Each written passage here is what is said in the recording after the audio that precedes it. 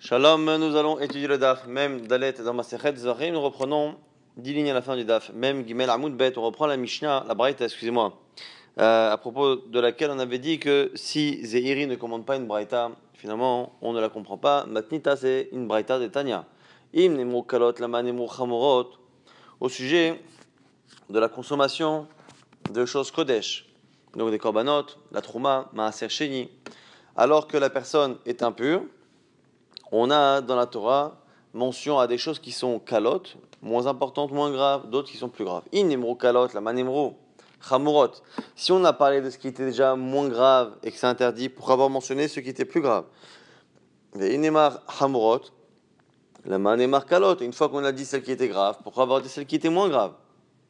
Alors la Braïta explique. Im nemar kalot de leur chamorot. Si on avait dit que les cas moins simples. Alors, exprès, je ne précise pas ce que c'est kalot ve chamorot, parce que ça va être ça justement la difficulté que la Gemara va avoir.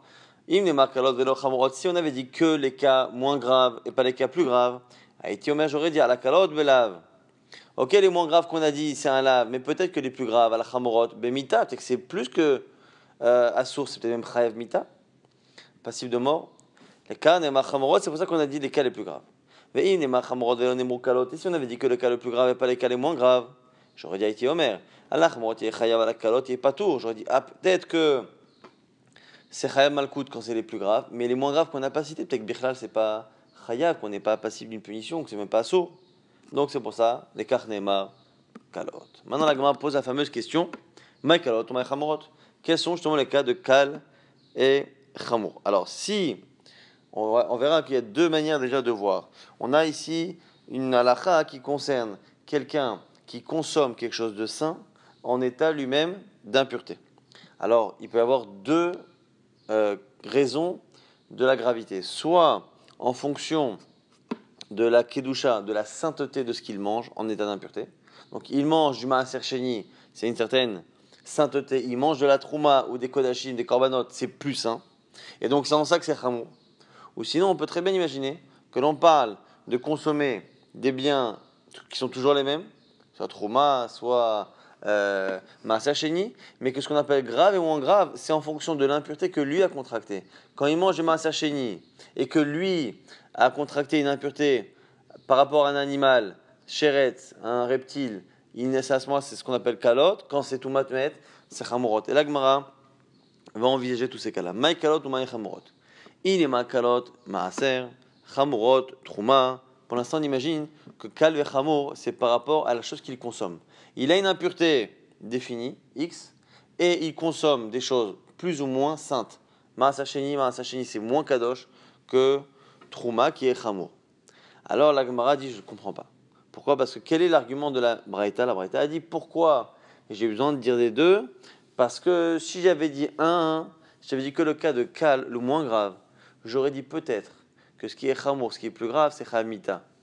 Et j'aurais dit, mais c'est la vérité, la Gemara va nous dire tout de suite qu'effectivement, celui qui mange la trouma en état d'impureté, chalmita.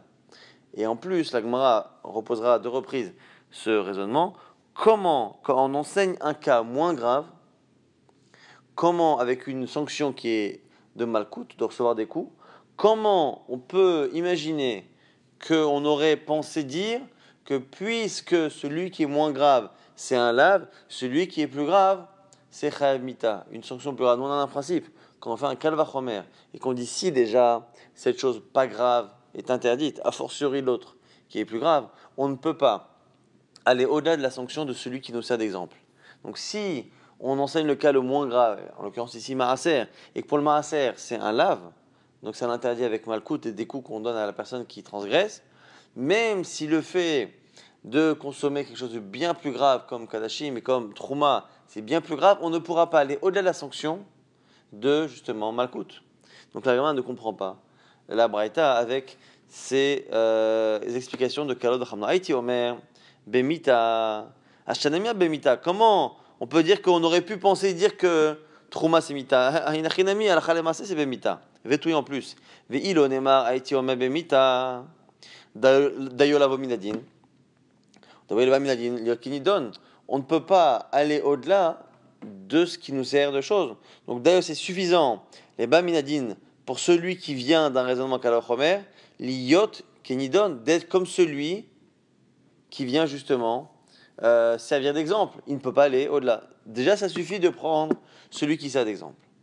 Et là, kalot, on propose autre chose pour kalot v'chamot. Kalot, tumat sheretz, chamorot, tumat met. On propose maintenant de dire que kal v'chamor, c'est pas lié à ce que l'on mange, à la gravité et à la kedusha, à la sainteté de ce que l'on mange, mais c'est lié à la gravité de l'impureté que l'homme a contractée. Et si c'est kal, c'est tumat sheretz, si c'est chamor, c'est tumat met. Ou bemaï, là aussi. Ibet trouma, qu'est-ce qu'il mange? Parce qu'il faut encore se poser la question, il mange quoi? S'il mange la trouma, il dit vemita, ça n'a pas de sens que c'est chaimita. Or, on a dit ici qu'on ne veut pas dire que c'est mita. Fait tout, et en plus, les karnemo chamrod de velav, habemitahi. Et l'agman nous dit, donc c'est pas possible, pourquoi? Parce que si on dit qu'en plus c'est quelqu'un qui mange de la trouma, et que ce qu'on appelle kal vechamor, c'est en fonction qu'il a contracté tumat sheretz ou tumat met. Donc même les chamorot, donc même le cas justement de tumat met, c'est bemita. Donc la Gemara dit alors si tu dis que c'est kalot v'chamorot, c'est-à-dire tumat sheretz, tumat met, mais avec la consommation du maaser. Im lo nemo chamorot haiti omer ala chamorot bemita, reste le même raisonnement qui est problématique. Comment dire que si on avait donné que le cas le plus cal, le moins important, tumat sheretz, on aurait pensé que tumat met c'est chamita. Comment c'est possible? Hami tumat sheretz katia, puisqu'on apprend de tumat sheretz, on a le principe que dans le vaminadin, il y a qu'on ne peut pas aller plus loin que l'exemple. Donc la Gemara nous dit Amar Zeri, c'est Zeri qui vient d'expliquer cette braïta. Kalot tumat sheretz, chamorot tumat met. On reprend ce qui ressemble à la seconde explication. Kal, c'est une tuma kala tumat sheretz, chamorot tumat met. Mais achika amar, et c'est ça le raisonnement. Ilou nema tumat sheretz venema maaser truma. Si on avait parlé de tumat sheretz, donc la tuma la moins grave, venema maaser ou truma, on avait expliqué la sanction qu'il y avait pour maaser et pour trouma. Velo nema tumat met, et on n'aurait pas dit ce que la consommation du maaser et trouma donne si la personne est amé tumat met. Aïtomer, j'aurais dit kalot, à la kalot, belav, va la chamorot, bemita. Je dis que pour ce qui est grave, c'est belav, c'est interdit, et ce qui est chamour, c'est bemita. Parce qu'en réalité, c'est ça. Quand on consomme du maaser en état d'impureté, on est belav. Si on consomme la trouma, c'est bemita. Donc, qu'est-ce qu'on aurait dit? On aurait dit que quand on consomme quelque chose de chamour, comme la trouma, alors que l'impureté elle-même est kala, donc il y en a un qui est kal, un qui est chamour, et c'est chamita, et bien j'aurais dit l'inverse. Ou mide kalot ala chamurot bemita. Si déjà, le cas où l'impureté est kal, mais qu'on a mangé du chamour, c'est bemita, j'aurais dit chamurot nami ala kalot bemita, j'aurais dit l'inverse, que la chamurot, une impureté grave, comme tout va te mettre, avec une consommation moins grave comme un sacheni, j'aurais dit que c'est bemita, et c'est faux. Les karnemo chamurot, c'est pour ça qu'on a enseigné également chamurot. Donc l'Agmara nous explique ici que cette braïta-là était venue nous apprendre finalement qu'on aurait pu penser que puisque quand on a une impureté faible, mais qu'on a consommé quelque chose de très sain, on est chalamita comme la trouma, on aurait pu penser que quand il y a un cas d'un chamon, c'est chalamita même à l'envers, c'est-à-dire quand l'impureté est grave, mais que la consommation du bien est moins sainte, entre guillemets, et donc on aurait pu penser que c'est chalamita, ce qui n'est pas le cas, c'est pour ça qu'on a tout enseigné dans la Torah. On reprend une partie de la braïta qui avait dit que la définition, qu'est-ce qui est chayat pigoul? On voit qu'un korban peut être rendu pasoul à partir du moment où on a une kavana de le consommer ou de faire une partie de la avoda en dehors du zman, du temps prévu, seulement pour qu'après il ait un vrai digne de pigoul et que on puisse être chayav karet si on consomme ce korban. Là, il faut certaines conditions. Et ici, ce qu'on nous dit ici, c'est qu'il faut que ce soit un korban qui ait une avoda qui soit matière autorisée, c'est-à-dire qui soit interdit jusqu'à un moment où la avoda le rend autorisé.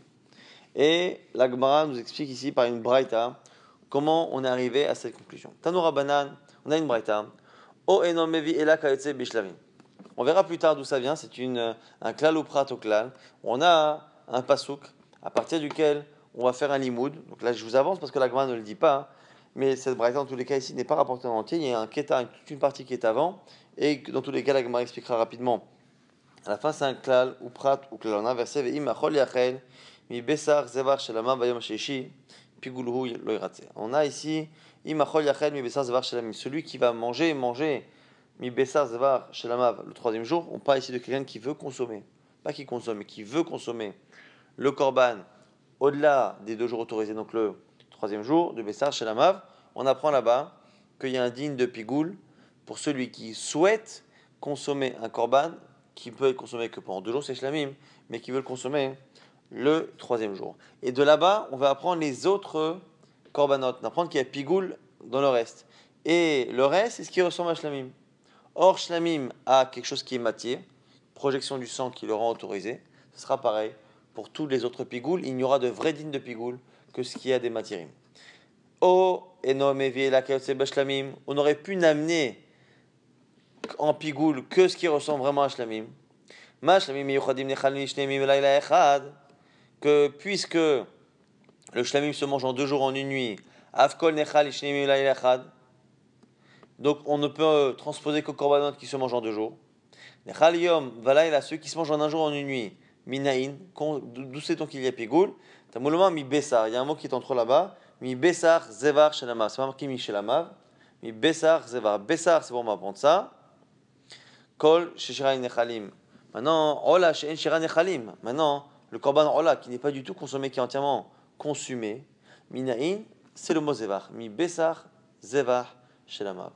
Mi shelamav, j'apprends tout ce qui ressemble à shlamim, ce qui est consommé en 2 jours. Mi bessar, ce qui se mange en 1 jour.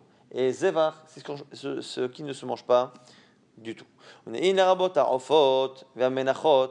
d'où on sait que même les volailles et menachot et les korbanot qui sont faits avec de la farine, même le log shemen shel metzora, même la quantité d'huile d'un log que l'on met sur le metzora, d'où sait-on qu'il y a un digne de pigoul tamulomar, achahem magdishim li, qu'ils m'ont sanctifié. Et à la fin, ça inclut tout. Et à la fin, on nous rapporte Ve'ati notar chilul chilul mitum'a. Et après de l'expression chilul, qui est marquée dans notar, dans l'interdit le notar, c'est l'interdit qu'un korban prend lorsque il n'a pas été consommé dans le temps. C'est pas qu'on a une kavana, c'est qu'il n'a pas été consommé en pratique dans le temps. Il y a le mot chilul qui est marqué dans tum'a, dans les impuretés, et chilul qui est marqué dans notar. De là, on apprend que tous les korbanos qui sont concernés par l'impureté sont concernés également par le din de notar. Et après, la tipigoul, avon avon, mi notar. Une expression qui est marquée dans notar, qui est marquée également dans pigoul, avon avon, qui m'apprend finalement que tous les korbanot qu'on n'a pas le droit de consommer en état d'impureté sont les mêmes que ceux qu'on n'a pas le droit de laisser en tant que notar.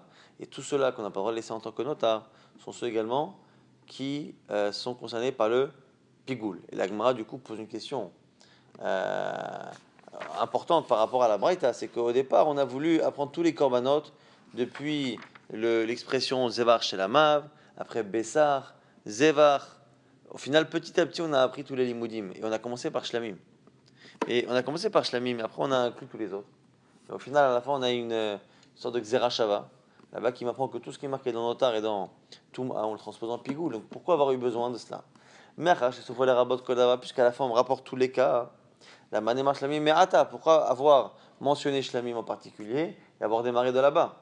Alors malcha pour t'apprendre, ma shlamim yuchadim sheyesh lahem matirim ben adam ben mizbeach, avko sheyesh lo matirim ben adam ben mizbeach avion aleim mishum pigoul. C'est pour limiter, nous dire que ça ne concerne que ceux qui ont des matirim. Donc qu'une avoda, qui à un moment donné par la projection du sang ou de quelque chose, fait que le korban devient consommable. Il n'est pas consommable depuis le début, il n'est pas interdit jusqu'à la fin. Il est à un moment donné autorisé par une avoda qu'on appelle matirim, matirav. Et c'est ça qu'on apprend de finalement cette expression de shelamav. Au passage, on nous fait la liste. Ah, ola, le korban ola qui est brûlé, dama matir et bessara, la misbeach. Même s'il n'est pas consommé, le fait de projeter le sang fait qu'il peut monter, brûler sur le misbeach. Donc on n'a pas jeté le sang, on ne peut pas le monter sur le misbeach. Donc il a un matir pas pour l'homme, matir la misbeach, comme c'est marqué dans la Mishnah. Aura la kohanim. Et la peau pourrait être donnée au kohanim. Alors là, ta'of, le korban ola d'une volaille, d'un matir et bessara, la misbeach, pareil, le sang autorise la chair à la misbeach. Hata ta'of, maintenant, une volaille qui est faite pour expier une faute, dama matir et bessara la kohanim. C'est la projection du sang qui rend la viande autorisée à la consommation au kohanim. On verra plus tard dans le daf la source que les kohanim peuvent manger hata ta'of. Par iman israfim ou sa iman israfim, damam matir et moreem likarev. Par iman israfim, Les korbanot qui sont brûlés et les sarim anisrafim, Yom Kippourim, Daman, Natir et Emurim Likarev, c'est le sang qui émattire les Emurim qui pourraient être apportés sur le Misbéach, sinon on ne peut pas les apporter sur le Misbéach. Donc là, ce sont des exemples où soit la Kohanim, soit pour le Misbéach, les Kohanim ou le Misbéach ne peuvent recevoir la viande ou les Emurim de l'animal tant qu'il n'y a pas eu une avoda qui en général est la projection du sang. Mais ça me fait sortir du coup ce clal-là qui me dit qu'il faut des matirim ben l'adam ben la misbéach. Ça m'exclut le kometz, la partie de la farine que l'on prend avec la main, elvona, l'encens, ketoret, la ketoret, minchat kohanim, la minchat des kohanim, minchat kohen mashiach et celle du kohen gadol, minchat nesachim et nesachim, ve adam et le sang, qui eux n'ont pas besoin qu'il y ait un matière avant pour pouvoir aller là où ils doivent aller sur le misbéach.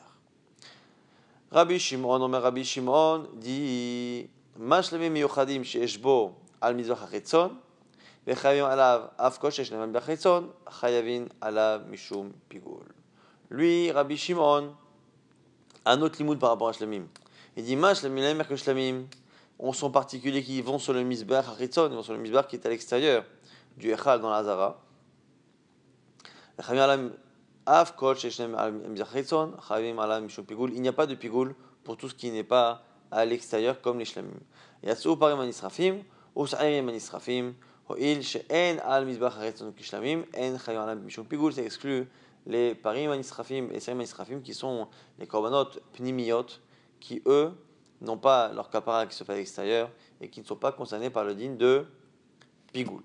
Ça, c'est l'avis de Rabbi Shimon qui est rapporté dans la Braïta.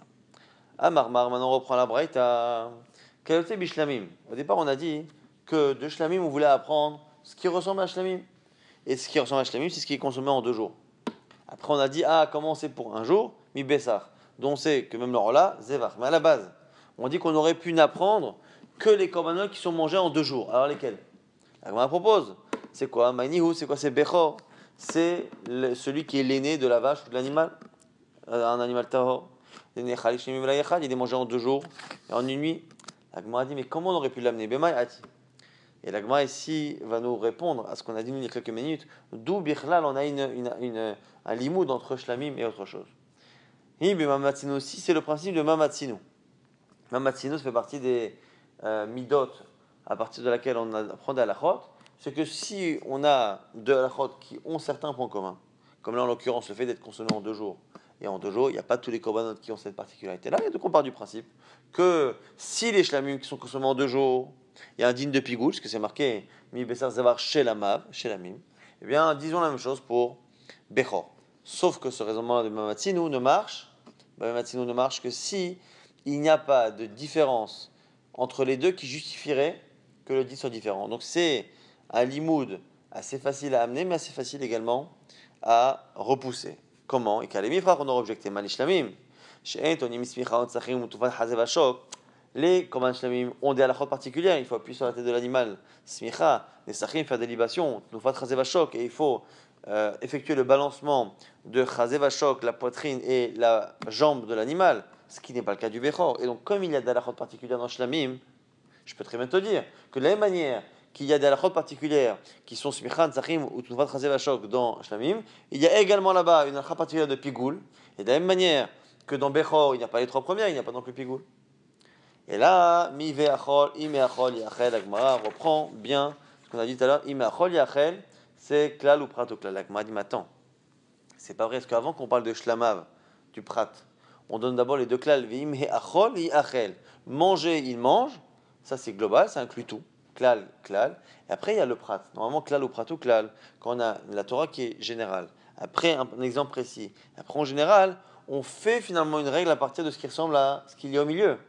Mais là, ici, la Gemara dit, arrête, très klalé des smich et adadé ninou. Les 2 klalim sont rapprochés. Amar Ravina nous dit, Kedamre Mamarava, comme ça en disant en Israël, Kol Makom Shatam Otse Shne Klalot, Asochim Zéazé, lorsque tu trouves 2 endroits où il y a le klal qui est collé, Atel, Prat, Benehem, Vedonam, Bechlal ou Prat ou Klal. Tu prends le Prat qui est marqué après, tu le mets au milieu. Et à ce moment-là, tu as Prat ou Klal ou Klal. Donc tu peux avoir cette capacité à modifier l'ordre des mots pour arriver à un prat ou klal ou prat à partir du moment où tu as les 3 données. Klal, klal, prat, tu peux très bien mettre le prat au milieu. C'est la shita d'Eretz Israël qui applique ici Ravina pour expliquer pourquoi à la base on a ce limoud avec shlamim. Et rappelez-vous qu'à la fin, on a finalement un limoud qui apprend de notar, Toum'a, que tous les korbanot étaient pigoul. Alors pourquoi au départ on a dit qu'il y a une ressemblance avec shlamim? On a donné deux avis dans la Braïta, Tanakama et Rabbi Shimon. Premier avis, pour nous dire que c'est une question de matirim. Tous les korbanot, mais qui ressemblent à shlamim, c'est-à-dire qui ont des matirim. Ou sinon sur le Rabbi Shimon, tous les korbanot qui se font à l'extérieur, à l'exclusion donc de parim, anisrafim, et de sa'irim, hanisrafim. Maintenant,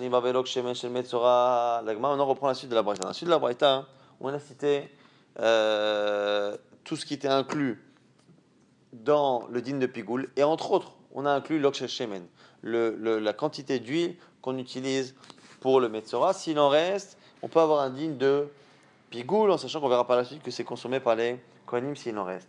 Alors, la Gemara se pose la question, Amani, qui est le Tanakama de cette Braïta qui inclut l'okshel shemen? A priori, c'est Rabbi Meir. Rabbi Meir, pourquoi d'Etania? On a une braïta qui prouve l'ok shemen chez le Metzora. Ce l'ok shemen de Metzora, chayav la mishum pigoul divrei Rabbi Meir. C'est Rabbi Meir qui dit que on est chayav dessus mishum pigoul, ce qui n'est pas l'avis de Chachamim. Le seul problème, c'est que la suite de cette même braïta va inclure des cas de Nesachim. Et les cas de Nesachim, ça ne peut pas être Rabbi Meir.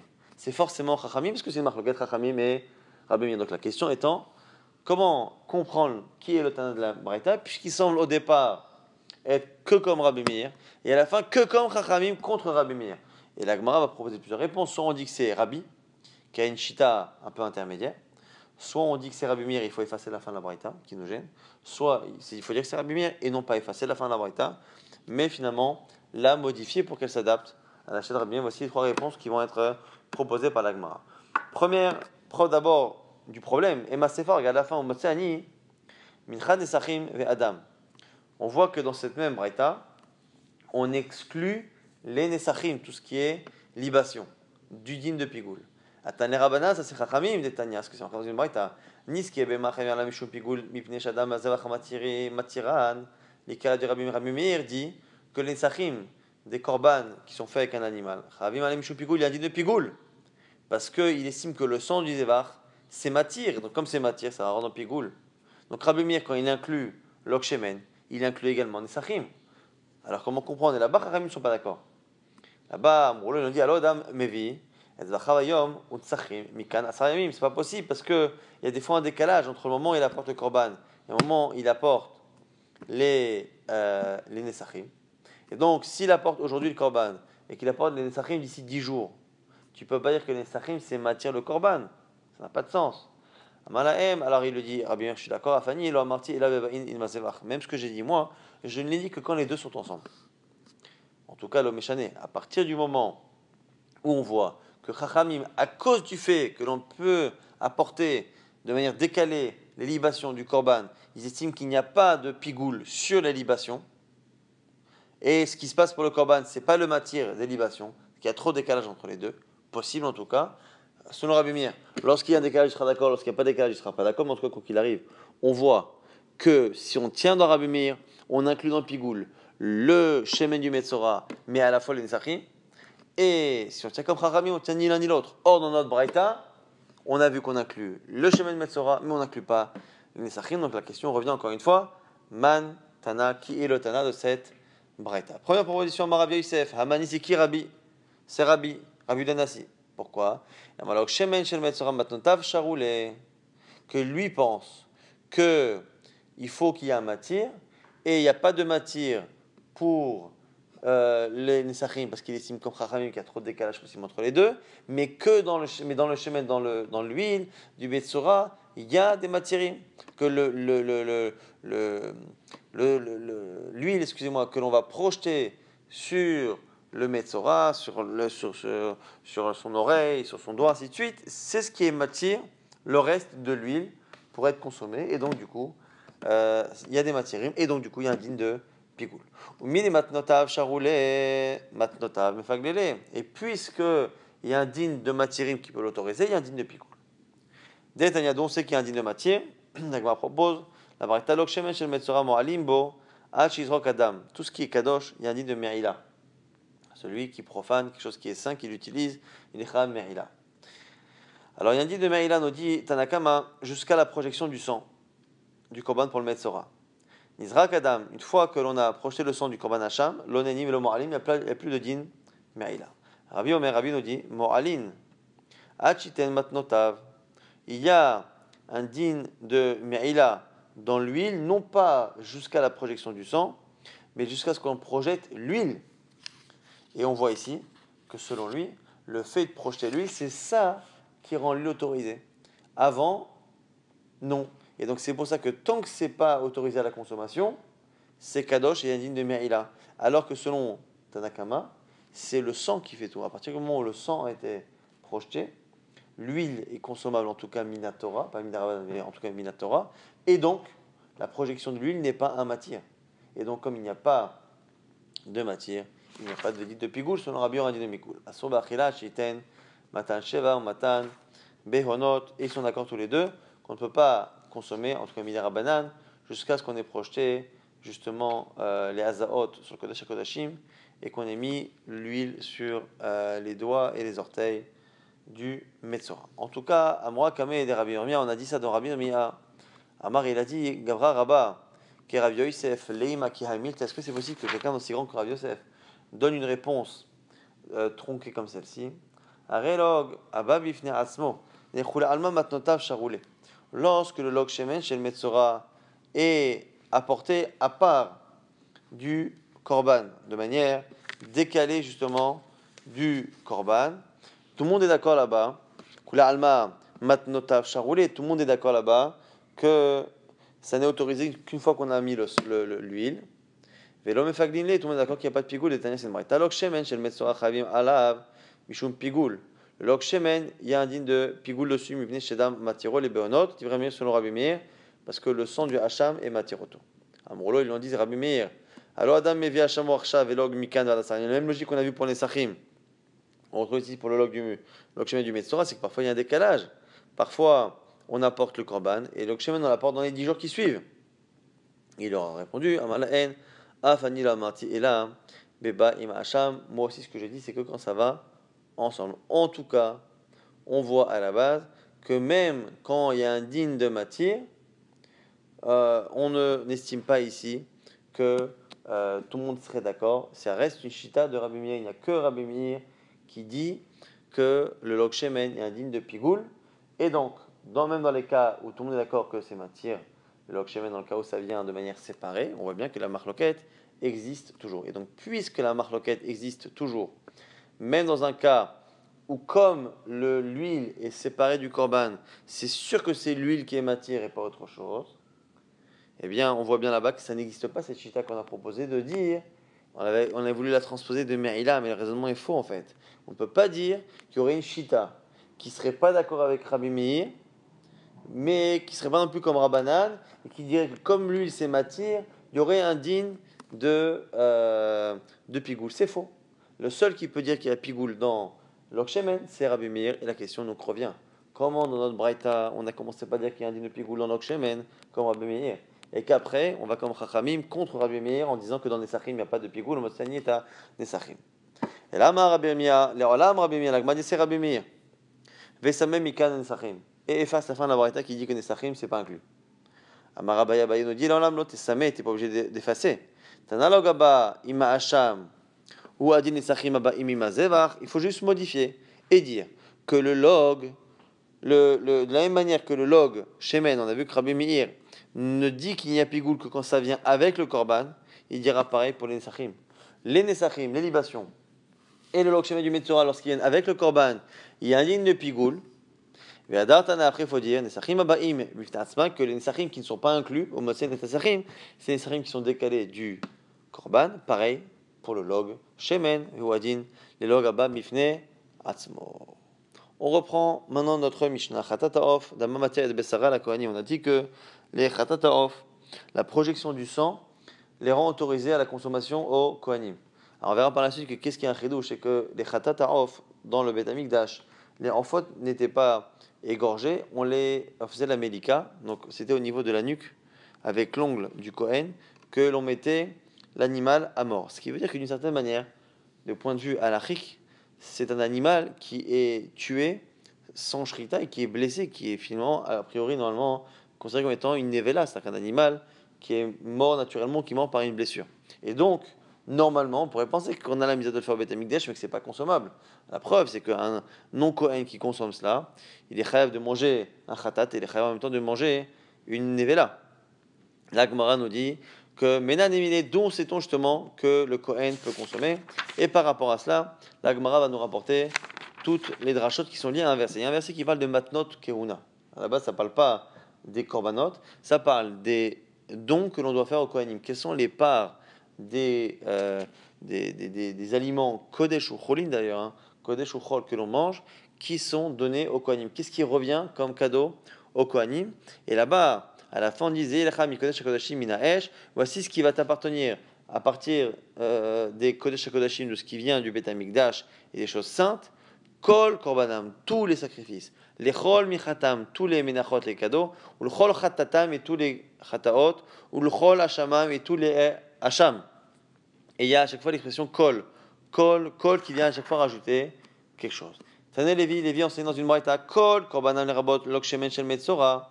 Le kol de kol korbanam vient me rajouter l'huile du metzora dont les restes seront autorisés à la consommation au kohanim. Et pourquoi on a besoin de le dire? Parce que c'est marqué là-bas mina esh. Kodesh kodashim mina esh, de ce qui vient du feu. Or, ça ne va pas sur le feu, cette huile-là. Donc j'aurais pu penser que c'est pas consommable. Kamashmalan chol korbana. Vehaïla mota mina eshu. Et là-bas, c'est pas un résultat du feu. Kamashmalan. Lechol min khatam. En expression kol min khatam. Les rabot min khat omer. Pour rapporter pas que les menachot classiques. Même le min khat omer. Le omer qui vient autoriser la nouvelle récolte de blé. Au minchat kenaot et la mincha de kenaot de la jalousie qui est apportée lorsqu'une femme est soupçonnée d'avoir trompé son mari et qu'on lui fait la sota. Salkada tachana, tu aurais pu penser, tu aurais pu penser que comme c'est marqué que normalement ces menachot là sont là pour avoir, parce que quand ils mangent, ils sont censés manger ce qui sert de kapara, d'expiation. Au minchat romer elle est attire et le minchat du romer, c'est pas une expiation d'une faute, c'est simplement ce qui permet de lancer l'autorisation de la nouvelle récolte à la consommation. Atia minchat kenaot levarer avon kaatia, et pareil pour le minchat kenaot de la femme sota, c'est pas pour pardonner la faute, c'est pour permettre de savoir si elle a fauté. Mais la minchat ne sert pas à pardonner. Kamash malan ou le chol minchatam, que même ce qui ne sert pas à l'expiation, ce qui sert à la nouvelle récolte, ou ce qui sert à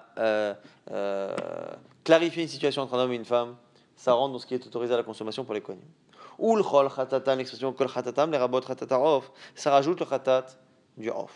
Pourquoi ça? Kadata chamina nevelahi. On aurait pu penser, comme on a dit il y a quelques instants, que c'était une nevela, un animal qui n'est pas caché. Les chol hashama, c'est kamash malan. Les chol hashama maintenant, tous les hashamim, les rabot hasham nazir, pour apporter le hacham nazir et le hacham du metzora. Pourquoi? Tu aurais pu penser que le hacham nazir et le hacham metzora ne sont là que pour être marchir quelqu'un, que pour autoriser quelqu'un à faire. Le hacham nazir autoriser le nazir à consommer du vin, se couper les cheveux et à aller s'impurifier. Et le metzora l'autoriser à rentrer à nouveau dans le camp et à consommer des korbanot et à reprendre la vie de quelqu'un qui n'est pas impur.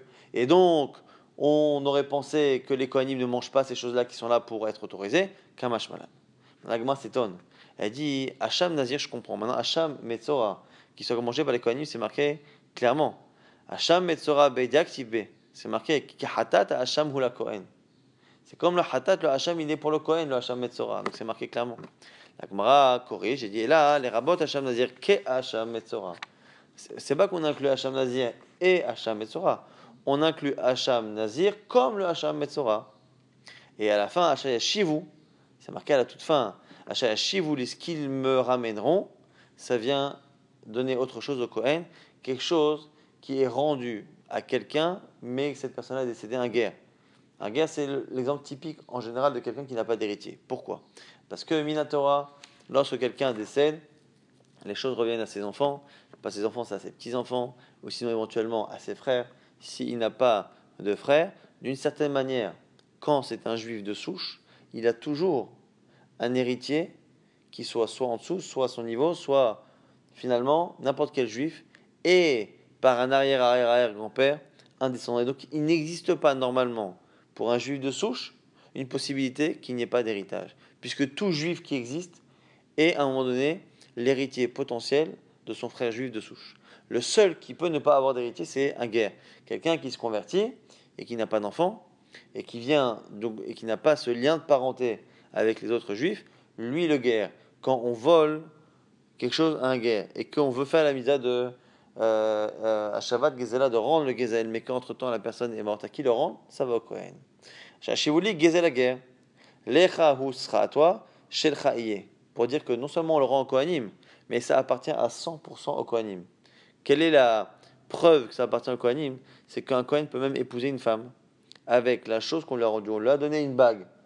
Et cette bague-là, c'est à Shabbat Gezel la guerre. Il peut épouser une femme avec. Shelcha iye, afilul kadesh botaisha, que tu pourras même sanctifier une femme, épouser une femme avec.